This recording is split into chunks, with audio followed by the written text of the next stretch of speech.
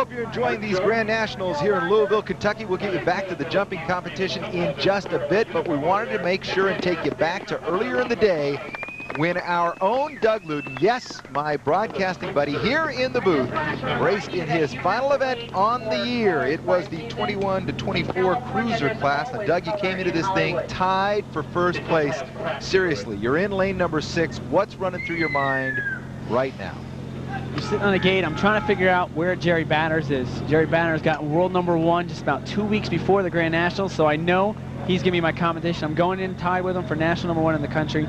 I got to figure out what Jerry Batters is. I know he's on the outside of me, so I'm just trying to think of getting a good start. Levesque talked about it earlier. The starts in racing are the most important thing. I'm trying to think, to get out in front and to beat Jerry to the first turn.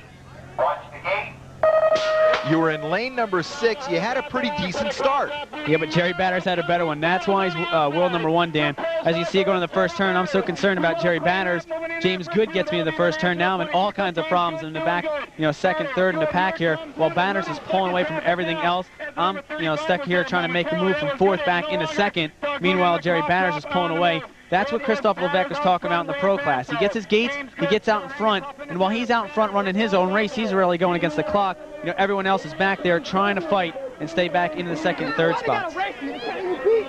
Jerry Batters, part of the Pro Cycles team. Batters, of course, is one of the reasons why the 1995 number 1 national team is Pro Cycles. Doug Luden, good try, buddy. Finished in 2nd place. And you know what?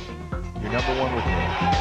Thanks, Dan. As we get back to the jumping contest now, the final jumps for these guys, pulling out all the stops. And Jimmy Levan takes a tough bail right there. Like we said, he was really looking forward to doing well in the contest. Comes from the Louisville area. He's coming back home after a big showing at the Extreme Games. It looks like it's just not going to happen for Jimmy. Yeah, he tried to pull that thing all the way around, and he stopped about halfway, let go of the bike, and took a little bite on his face. And he is still feeling that one. I'm telling you, some of the tumbles that these guys take, they're really excruciating. Another one, Todd Lyons. These guys going in the final jumps, you'll see their 4th jump. You'll see either a tremendous bail or probably one of the best jumps you can see all day. They know what they have to do, what to do to pull it off, and Todd Lyons comes up short.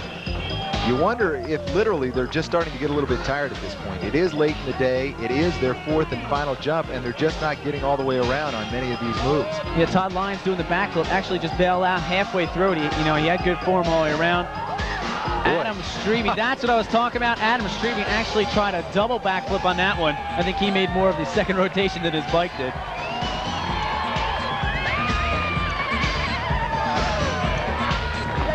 Boy, that's when you just curl up and get in a prone position and hope you don't hurt yourself too badly when you land. Here's Colin Winkleman and his final jump. Colin Winkleman tried what they call the truck driver, Dan. That's actually a 360 while you spin your bars around in a 360.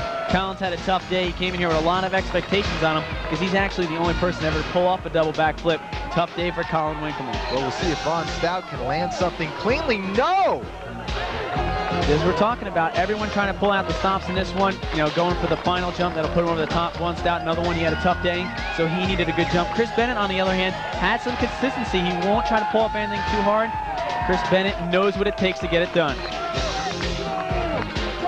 The runway was pretty bad, but the jump was really good, so let's try to stay clean. That's it. When we come back, is it John Purse who will be pulling away with yet another truck? The Pro Mains are next.